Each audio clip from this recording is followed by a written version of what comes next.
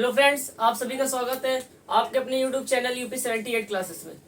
तो आज आप सभी को हम बताने आए हैं कॉम्प्लेक्स सेंटेंस कैसे बनाते हैं। ठीक है, आज हम क्या बताएंगे, कॉम्प्लेक्स सेंटेंस कैसे बनाते हैं।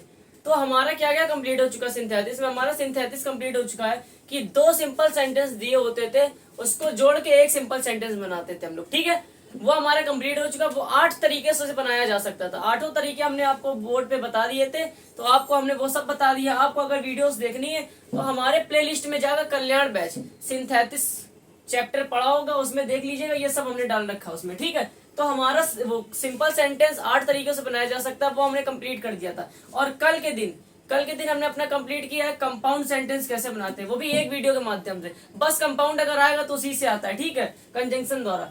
आज हम स्टार्ट करेंगे, अगर दो या दो से अधिक सिंपल सेंटेंस दिए, उनको कंबाइन करके जोड़कर एक से कॉम्प्लेक्स सेंटेंस कैसे बनाते हैं। ये 3 पार्ट में खत्म होगा हमारा कॉम्प्लेक्स सेंटेंस, 3 पार्ट में खत्म होगा।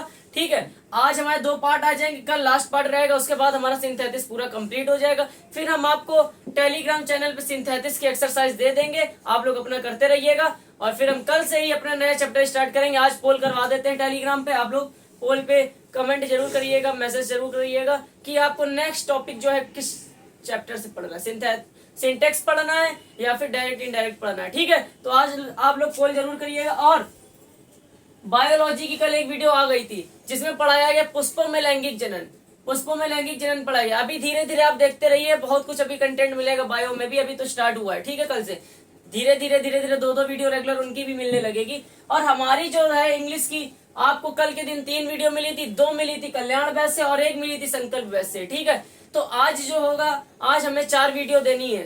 आज हमें 4 वीडियो देनी है, 2 कल्याण बैच से देनी है और 2 संकल्प बैच से देनी है। ठीक है, इसलिए आप लोग मेहनत करते रहिए, वीडियो को देखते रहिए। संकल्प बैच को जरूर ज्वाइन कीजिए, क्योंकि उसमें आपको most important vocabulary, most important questions, सब चीज बताया जाएगा मात्र 1 महीने के अंदर।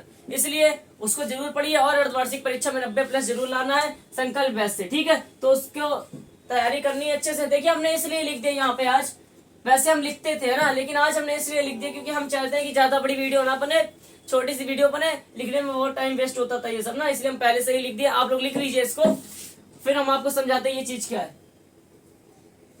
सबऑर्डिनेट क्लॉज द्वारा कॉम्प्लेक्स बनाना है ना, सबऑर्डिनेट क्लॉज द्वारा हम लोग कॉम्प्लेक्स बनाएंगे। उसके 3 टाइप होते हैं सबऑर्डिनेट क्लॉज के, ये तीनों टाइप सीखेंगे, फिर हमारा कॉम्प्लेक्स सेंटेंस कंप्लीट हो जाएगा। तो आज हम सीखेंगे नाउन क्लॉज के द्वारा सिर्फ कॉम्प्लेक्स सेंटेंस कैसे बनाते हैं। तो आप लोग इतना नोट कर लीजिए। ठीक है, वीडियो को पुश करके नोट कर लीजिएगा। तो हम बात करते हैं कि सबऑर्डिनेट क्लॉज द्वारा कॉम्प्लेक्स सेंटेंस बनाना। सबऑर्डिनेट क्लॉज क्या होता है, मेन क्लॉज क्या होता है, ये आपको पता होना चाहिए। प्रिंसिपल क्लॉज क्या होता है ना। तो सबऑर्डिनेट क्लॉज क्या होता है, जैसे कि मतलब कोई भी सेंटेंस दिया है, आई नो वेल, जैसे ये दिया I know well Pawan will help me, तो आई नो वेल अगर दिया है और दिया पवन विल हेल्प मी। ठीक है, तो आई नो वेल का मतलब होता है मैं अच्छी तरह जानता हूँ पवन हमारी हेल्प करेगा, पवन हेल्प करेगा, पवन मेरी हेल्प करेगा, है ना। तो ये जो लिखा होता है आई नो वेल, ये मैं जानता हूं, ये हमारा होता है प्रिंसिपल क्लॉज। ये हमारा क्या होता है, प्रिंसिपल क्लॉज, मुख्य वाक्य होता है। और सबऑर्डिनेट क्लॉज क्या होता है, जो उसकी इंफॉर्मेशन बताता है, जो उस सेंटेंस की इंफॉर्मेशन बताता है, वो हमारा होता है सबऑर्डिनेट क्लॉज होता है। क्या होता है, सबऑर्डिनेट क्लॉज। इसमें इसकी इंफॉर्मेशन क्या बता रहा है कि मैं ये जानता हूँ क्या, पवन मेरी हेल्प करेगा, मतलब इसी से रिलेटेड है, उसी के बारे में इंफॉर्मेशन बता रहा है कि मैं ये जानता हूँ पवन मेरी हेल्प करेगा, मतलब इसी के बारे में इंफॉर्मेशन दी जा रही है। तो ये हमारा प्रिंसिपल क्लॉज होता है और ये हमारा सबऑर्डिनेट क्लॉज होता है। ठीक है, तो आप लोग इतना समझ जाइएगा थोड़ा बेसिक, जब हम अच्छे से पढ़ाएंगे सबऑर्डिनेट क्लॉज, ये सब पार्ट ऑफ स्पीच सब बताया जाएगा, हर चीज बताई जाएगी। पहले हम सिंथेसिस में थोड़ा सा जानते हैं कि प्रिंसिपल क्लॉज ये होता है, और जो इन्फॉर्मेशन दी जाती है उसको बोलते हैं सबऑर्डिनेट क्लॉज। जिसके बारे में इन्फॉर्मेशन दी जाती है वो हमारा होता है सबऑर्डिनेट क्लॉज, है ना। ये हमारा सबऑर्डिनेट क्लॉज है और ये हमारा प्रिंसिपल क्लॉज है। इतना जान गए। आज हम सीखेंगे सबऑर्डिनेट क्लॉज द्वारा कॉम्प्लेक्स सेंटेंस बनाना। सबऑर्डिनेट क्लॉज द्वारा कॉम्प्लेक्स कैसे बनाते हैं, 3 तरीकों से बनाया जा सकता है। तीनों तरीके हमने लिख दिए, जल्दी जल्दी आप लोग लिखिए। नाउन क्लॉज द्वारा, एडजेक्टिव क्लॉज द्वारा और एडवर्ब क्लॉज द्वारा, 3 तरीकों से कॉम्प्लेक्स सेंटेंस बनाए जा सकते हैं। ठीक है, तो इसका एक रूल लिखिए आप लोग, बेसिक रूल है, एक ही रूल है, और बस एक ही रूल के माध्यम से आपको नॉन क्लॉज द्वारा कॉम्प्लेक्स सेंटेंस बनाना आज के दिन सिखा के जाएंगे। इसके नेक्स्ट वीडियो में आपको बताएंगे एडजेक्टिव क्लॉज द्वारा। उसके बाद कल जो बताएंगे वो बताएंगे हम एडवर्ब क्लॉज द्वारा कैसे बनाते हैं। कल हमारा लास्ट लेक्चर रहेगा सिंथेसिस का। उसके बाद आपको एक्सरसाइज दे दी जाएगी, आप लोग करते रहिएगा। हम कल से स्टार्ट करेंगे सिंटेक्स, ठीक है, कल से सिंटेक्स स्टार्ट करेंगे हम। तो रूल इसका क्या है, इसमें दो सेंटेंस दिए होते हैं, ठीक है। देखिए एक ये सेंटेंस दिया, एक ये सेंटेंस दिया, दो सेंटेंस दिए मैं, ठीक है, समझते हुए चलिएगा। तथा उन सेंटेंस को उनके भाव के अनुसार, ये जो सेंटेंस दिए हैं इनको भाव के अनुसार नाउन क्लॉज के शब्दों को जोड़कर कॉम्प्लेक्स सेंटेंस बनाते हैं। अब नाउन क्लॉज के शब्द क्या होते हैं अभी बताते हैं, पहले ध्यान दीजिए। यदि नाउन क्लॉज शब्दों का प्रयोग हम स्टार्टिंग में करें, नाउन क्लॉज के शब्द ये होते हैं, दैट होता है, व्हाट होता है, टू व्हाट होता है। इनको जोड़ के इन्हीं के माध्यम से हम बनाएंगे कॉम्प्लेक्स सेंटेंस। इसलिए नाउन क्लॉज के 3 वर्ड जरूर याद रखिएगा, ये आपको याद रखने हैं। एडजेक्टिव क्लॉज में 8 से 10 वर्ड होते हैं, एडवर्ब क्लॉज में 10 से 15 वर्ड होते हैं, और नाउन क्लॉज में खाली 3 वर्ड होते हैं। और तीनों वर्ड आपको याद करने कौन कौन से, दैट, व्हाट, टू व्हाट। इन तीनों का ही बीच में यूज करके सेंटेंस को हम लोग जोड़ते हैं, ठीक है। इसलिए इसको जरूर याद रखिएगा। जब नाउन क्लॉज के द्वारा कॉम्प्लेक्स सेंटेंस बनाते हैं तो निम्न शब्दों को जोड़कर बनाया जाता है। तो निम्न शब्द कौन कौन से हैं, दैट का मतलब होता है की, व्हाट का मतलब होता है जो कुछ, और टू व्हाट का मतलब होता है जो कुछ, ठीक है। ये 3 शब्द जरूर याद करिएगा। इन्हीं को बीच में यहाँ पे जोड़ के हम लोग अपना बनाएंगे कॉम्प्लेक्स, ठीक है। तो यही बोल रहा है, तथा उन सेंटेंस को उनके भाव के अनुसार, इसमें जो भाव होता है उसके अनुसार नाउन क्लॉज की ये जो वर्ड, इनमें से जो भाव सही बैठ रहा है, जैसे कि सही जो भाव बैठ रहा है उसको बीच में हम लोग लगा के और सेंटेंस को जोड़ देते हैं, ठीक है। अगर हम नाउन क्लॉज का स्टार्टिंग में प्रयोग करें, जैसे हमने दैट का स्टार्टिंग में ही प्रयोग कर दिया, तो कॉमा लगा के ये एज इट इज वैसा लिख दिया जाता है, ठीक है। ये याद रखिएगा। आप लोग ने इतना लिख लिया होगा। आइए हम एग्जाम्पल अपना बताते क्या होता है। पहले इतना लिखिए नाउन क्लॉज द्वारा। आज जो हम बताएंगे आपको पहला पॉइंट, वो बताएंगे हम नाउन क्लॉज के द्वारा सिंपल सेंटेंस बनाना। नाउन क्लॉज के द्वारा सिंपल सेंटेंस कैसे बनाया जाता है वो आज आपको बताया जाएगा। तो नाउन क्लॉज के द्वारा बोल रहा है 3 तरीकों को जोड़कर बनाया जा सकता है। इनमें से कोई भी तरीका आप जोड़ दीजिए जो सुटेबल लगे सेंटेंस के हिसाब से, उसको जोड़कर हम नाउन क्लॉज बना सकते हैं, ठीक है। तो नाउन क्लॉज में ये 3 वर्ड है, आपको याद रखना है, एग्जाम में भी याद रखना है। और एग्जाम में ये नहीं लिख के आता है कि नाउन क्लॉज द्वारा बनाइए, इसमें लिख के आएगा कॉम्प्लेक्स बनाइए। क्या लिख के आएगा, कॉम्प्लेक्स। जो आपको सही लगे, नाउन क्लॉज द्वारा सही लगे, एडजेक्टिव क्लॉज द्वारा, एडवर्ब, जो उसमें सही बैठे उसके द्वारा आप लोग सेंटेंस को कंप्लीट करिएगा, ठीक है। तो हम पहचान बता देते हैं कि जब नाउन क्लॉज के द्वारा कॉम्प्लेक्स बनाते हैं, इन शब्दों को जोड़ के बनाते हैं, आप लोग ये याद कर लीजिएगा, दैट का मतलब की, व्हाट का मतलब जो कुछ, टू व्हाट का मतलब जो कुछ, ठीक है। अब हमारा रूल क्या बोल रहे हैं, इसमें 2 सेंटेंस दिए होते, ठीक है, दे दिए हमको 2 सेंटेंस दिए। तथा उन सेंटेंस को उनके भाव के अनुसार, इनका भाव निकालना पड़ेगा, हिंदी निकालनी पड़ेगी, तब तक कॉम्प्लेक्स नहीं हो पाएगा। जब तक आपको हिंदी नहीं निकाल पाएंगे तब तक कॉम्प्लेक्स नहीं कर पाएंगे, इसलिए हिंदी जरूर निकालना आनी चाहिए। नाउन क्लॉज के शब्दों को जोड़कर, जब तक हिंदी नहीं निकाल पाएंगे आपको समझ ही नहीं आएगा बीच में हम की लगाएं कि जो कुछ लगाएं, क्या लगाया जाए, है ना। जब हिंदी निकाल लेंगे तो आप सेट कर सकते हैं कि की लगाए बीच में, कि जो कुछ लगाएं, है ना। तो हिंदी निकालना आना चाहिए, ठीक है। इन शब्दों को जोड़कर बनाते हैं हम लोग कॉम्प्लेक्स। तो आइए हम अपने फर्स्ट सेंटेंस से स्टार्टिंग करते हैं। 4 सेंटेंस या 30 सेंटेंस बताएंगे। ये 2 सेंटेंस लिखे, एक और लिख देंगे अभी, हमारा ये आज का कंप्लीट हो जाएगा कि नाउन क्लॉज द्वारा कॉम्प्लेक्स सेंटेंस कैसे बनाया जाता है। ये सब लोग आप डिटेल लिख लीजिएगा। 3 तरीकों से बनाए जा सकते हैं कॉम्प्लेक्स। आज हम सिखाएंगे आपको नाउन क्लॉज, इसके नेक्स्ट वीडियो में एडजेक्टिव, वो कल सिखा देंगे एडवर्ब क्लॉज। फिर हमारा सिंथेसिस जो है, इतना बड़ा पोर्शन जो था वो हमारा पूरा कंप्लीट हो जाएगा। फिर हम स्टार्ट करेंगे अपना कल से सिंटेक्स, ठीक है। तो आइए हम बताते हैं कि नाउन क्लॉज के द्वारा कैसे बनाते हैं। तो रमन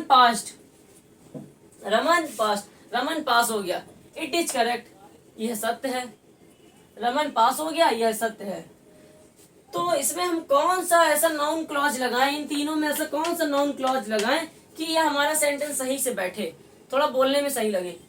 रमन पास हो गया, यह सत्य है। अगर हम ये लगाएं, रमन पास हो गया, जो कुछ सत्य है, तो ये सेंटेंस बैठ नहीं रहा सही से, मतलब सुटेबल नहीं है। जो कुछ बीच में उसके लगाना सुटेबल नहीं हो रहा है। अगर हम लगा दे रमन पास हो गया कि यह सत्य है ना, कि यह सत्य है, तो ये जो है थोड़ा बहुत अटपटा लग रहा है। लेकिन अगर हम ये बोल दें यह सत्य है, इट इज करेक्ट, यह सत्य है कि रमन पास हो गया, कर सकते कि नहीं कर सकते। यह सत्य है कि रमन क्या हो गया, पास हो गया। तो इस सेंटेंस को हम इसी के माध्यम से करेंगे कि यह सत्य है कि रमन पास हो गया, है ना। तो यह सत्य है कि इंग्लिश पहले लिखी जाएगी, इसीलिए बोल रहे हिंदी निकालिए और उसको कैसे सेट करना है वो आपको आना चाहिए, तभी कॉम्प्लेक्स सेंटेंस आप सीख पाएंगे। हिंदी निकालिए हमने, रमन पास हो गया, इट इज करेक्ट, यह रमन पास हो गया, यह सत्य है। तो कैसे हम इसको सही जोड़ के बनाए, सही तरीके से जोड़ के बनाए, तो आप आगे पीछे भी कर सकते हैं सेंटेंस को। इसको जैसे हमने लिख दिया, पहले लिख दिया कि नहीं लिख दिया, यह सत्य है कि रमन पास हो गया। कुछ ना कुछ लगा के, हमको ट्रिक लगा के हमको सेंटेंस को जोड़ देना है ना। जरूरी नहीं कि रमन पास हो गया कि यह सत्य है, ये भी सही है लेकिन ये थोड़ा अटपटा लग रहा है, लेकिन ये अच्छा लग रहा है। यह सत्य है कि रमन पास हो गया, तो यह सत्य है कि इंग्लिश पहले लिख दीजिए, it is correct, it is correct, यह सत्य है। इसकी इंग्लिश लिख दी, यह सत्य है कि रमन पास हो गया। तो की इंग्लिश क्या होती है, दैट, बीच में लगा दिया दैट रमन पास्ट।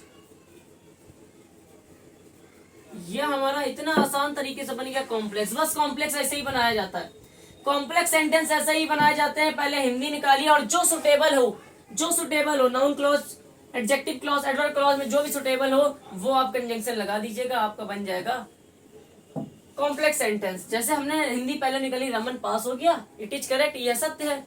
तो हमने इसका थोड़ा दिमाग लगाया कि इसको कैसे क्या जोड़ के बनाया जा सकता है कि ये सही लगे। तो हमने लिख दिया यह सत्य है कि रमन पास हो गया। तो यह सत्य है कि इंग्लिश पहले लिख दी, इट इज करेक्ट, की के लिए हमने दैट लगा दिया और रमन पास हो गया, रमन पास हो गया। कॉम्प्लेक्स सेंटेंस ऐसा ही होता है। दूसरा सेंटेंस देखिए, आई नो वेल, मैं अच्छी तरह जानता हूँ, आई नो वेल, मैं अच्छी तरह जानता हूँ, पवन विल हेल्प मी, पवन मेरी हेल्प करेगा, पवन मेरी मदद करेगा। मैं अच्छी तरह जानता हूँ, पवन मेरी हेल्प करेगा। तो इसमें कौन सा कंजंक्शन लगाए, कौन सा मतलब नॉन क्लॉज लगाया जाए कि हमारा सेंटेंस ये सही हो। तो हम इसको ऐसे लिख सकते हैं, मैं अच्छी तरह जानता हूँ कि पवन हमारी हेल्प करेगा। लिख सकते कि नहीं लिख सकते। तो वैसे क्या कर देंगे हम इसको, आई, पहले हमने क्या लिखा, इसमें हमने लिखा था मैं, यह सत्य है कि रमन पास हो गया, तो यह सत्य है कि इंग्लिश हमको पहले लिखनी पड़ी थी। लेकिन इसमें ऐसा कुछ नहीं है, इसमें ऐसा है कि मैं आई नो वेल, मैं अच्छी तरह जानता हूँ कि पवन पास हो गया। तो मैं अच्छी तरह जानता हूँ कि इंग्लिश पहले ही लिखी जाएगी। तो आई नो वेल, की के लिए that Pawan will help me. तो इस तरीके से हमारा बनता है कॉम्प्लेक्स सेंटेंस। आप लोग समझ गए होंगे नाउन क्लॉज द्वारा, नाउन क्लॉज में खाली 3 शब्दों का यूज करके हम कॉम्प्लेक्स सेंटेंस बना सकते हैं, और ये तीनों का ज्यादा यूज होता है, और सबसे ज्यादा दैट का यूज आ जाता है बीच में, है ना। जैसे देखिए इन दोनों सेंटेंस में दैट का यूज आया, आया कि नहीं आया, है ना। क्या कि पहले हिंदी निकालेंगे, रमन पास, इट इज करेक्ट, रमन पास हो गया, यह सत्य है। इसमें ऐसा कौन सा नाउन क्लॉज लगाया जाए कि हमारा सेंटेंस सही बैठे। तो हमने लगा दिया यह सत्य है कि रमन पास हो गया, तो की के लिए दैट लगा दिया, तो ये हमारा सेंटेंस क्या हो गया, कंप्लीट हो गया। एक एग्जांपल और बताते हैं, फिर हमारा कंप्लीट हो जाएगा नाउन क्लॉज द्वारा सिंपल सेंटेंस कैसे बनाया जाता है। दैट का यूज बहुत पूछा जाता है कॉम्प्लेक्स में, इसलिए दैट का यूज जरूर याद रखिएगा। दैट का मतलब की होता है, दैट का मतलब क्या होता है, की होता है। एक मिनट आप लोग नोट करिए जरा।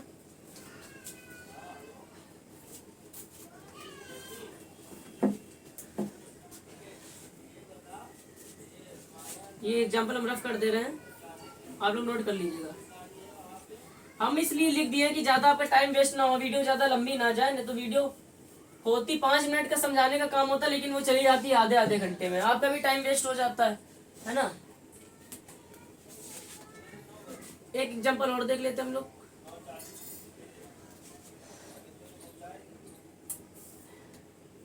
कोई भी एग्जाम्पल ले लेते, जैसे कि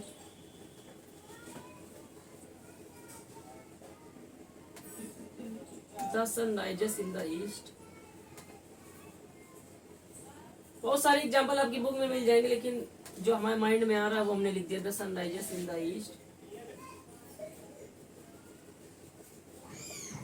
इट इज फैक्ट। इसको कॉम्प्लेक्स में बनाना है। नाउन क्लॉज का यूज करके इसको कॉम्प्लेक्स में बनाना है। तो पहले सबसे पहले हमने क्या बताया, हमको हिंदी निकालनी पड़ती कि इसकी हिंदी क्या होगी। The sun rises in the east, the sun rises in the east. सूरज हमारा कहाँ से उगता है, पूरब में उगता है, ठीक है। इसकी हिंदी क्या है, the sun rises in the east. सूरज हमारा पूरब से उगता है ना, सूरज पूरब से उगता है, इट इज फैक्ट। यह एक तथ्य है, ये तथ्य है कि नहीं है इसको। अच्छा ये तो कभी बदल तो सकता नहीं है ना, ये कभी बदल सकता है कि आज पूरब से उगा तो कल पश्चिम से उग जाएगा। सूरज सदैव कहाँ से उगता है, पूरब से उगता है। यह एक तथ्य है, ये कथन है, ये सत्य कथन है, फैक्ट है, एक फैक्ट, फैक्ट को बदला नहीं जा सकता है ना। तो इसको हमने बना दिया, हिंदी कर दी इसकी, यह सूरज पूरब से उगता है, यह एक तथ्य है। तो इसका हम कौन सा नाउन क्लॉज बीच में यूज करें कि यह हमारा सेंटेंस फिट बैठे? तो देखिए यह तथ्य है, यह तथ्य है, यह कथन है कि सूरज पूर्व से उगता है। तो इसको हम ऐसे लिख सकते हैं कि नहीं लिख सकते? इट इज फैक्ट,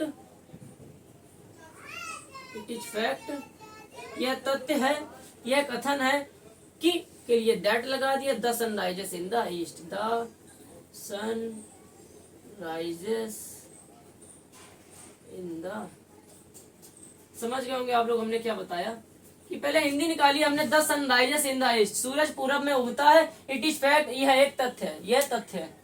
तो हमको इसकी हिंदी निकाली और हमको इन तीनों में से किसी एक क्लॉज का, नाउन क्लॉज का यूज करके हमको सेंटेंस को जोड़ना था।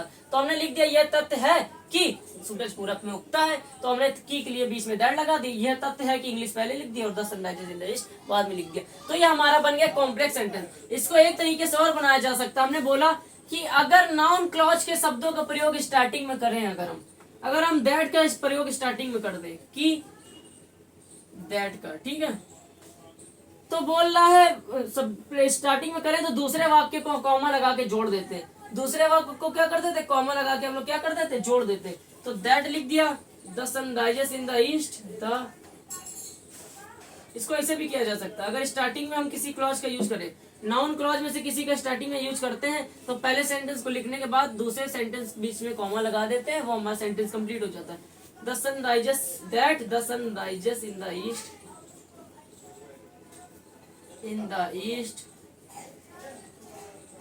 कॉमा लगा देते हैं, बोल रहे दूसरे सेंटेंस को कॉमा से जोड़ देते। ये हमारा पहला सेंटेंस था, हमने कॉमा लगा दिया, दूसरे सेंटेंस को जोड़ दिया, इट इज फैक्ट। ये हमारा क्या बन गया, ये हमारा बन गया कॉम्प्लेक्स सेंटेंस। इसी तरीके से कॉम्प्लेक्स सेंटेंस बनाया जाता है। हमने आपको सिखा दिया कि नाउन क्लॉज के द्वारा कॉम्प्लेक्स सेंटेंस कैसे बनाया जाता है। नेक्स्ट वीडियो में आपको बताएंगे एडजेक्टिव क्लॉज के द्वारा कॉम्प्लेक्स सेंटेंस कैसे बनाते हैं। ये आपको जरूर याद कर लेना है कि नाउन क्लॉज में 3 शब्दों का यूज करके बना सकते हैं। इन्हीं तीनों में से सबसे ज्यादा दैट का पूछा जाता है। देख लीजिए आपने जितने सेंटेंस बताया दैट वाले ही बताए, है ना। अब ये नेक्स्ट वीडियो में बताएंगे एडजेक्टिव क्लॉज के द्वारा कैसे बनाते हैं। तो एडजेक्टिव क्लॉज में 8 से 10 वर्ड आएंगे जो आपको याद करने पड़ेंगे, तो आपको बहुत सिंपल तरीके से याद हो जाएगा जब क्वेश्चन की प्रैक्टिस करेंगे। तो कॉम्प्लेक्स सेंटेंस बहुत ही सिंपल तरीके से बनाया जा सकता है। हमने आपको बता दिया, पहले हिंदी निकालिए और जो सुटेबल हो, जो सही लगे नाउन क्लॉज उसको जोड़ दीजिए और फिर हमारा वो सेंटेंस कंप्लीट हो जाएगा। तो आपको हमने ये एक वीडियो दे दी कल्याण बैच की, जो कि हमारा था 33, जो कि आज कॉम्प्लेक्स सेंटेंस हमने आपको सिखाया। तो सिंपल सेंटेंस को जोड़ के एक कॉम्प्लेक्स सेंटेंस कैसे बनाते हैं, बहुत इजी तरीके से आपको बता दिया। नेक्स्ट वीडियो में मिलते हैं आपसे एडजेक्टिव क्लॉज लेके, और कल खत्म कर देंगे पूरा 33 एडवर्ब क्लॉज की चर्चा करने के बाद। और रेगुलर संकल्प बैच की आपको 2-2 वीडियो मिलना स्टार्ट हो जाएंगी। आज से कल एक मिली थी, है ना, कल तो स्टार्टिंग थी, कल एक दी थी, आज से 2-2 देना स्टार्ट कर देंगे। वोकैबुलरी से स्टार्टिंग की है, जो कि 14 मार्क्स की आती है आपके एग्जाम में, 14 मार्क्स की आती है आपके एग्जाम में, इसलिए वो 14 मार्क्स हमारे लिए मोस्ट इंपॉर्टेंट है। और जितनी वोकैब करा रहे हैं आप खुद देख लीजिएगा एग्जाम में, उसको पढ़ के जाइएगा और एग्जाम में खुद देख लीजिएगा, उससे बाहर कोई भी वोकैब नहीं आनी है, इसलिए उसको पढ़ के जाइएगा, ठीक है। तो मिलते हैं आपसे नेक्स्ट वीडियो में, तब तक के लिए जय हिंद, जय भारत।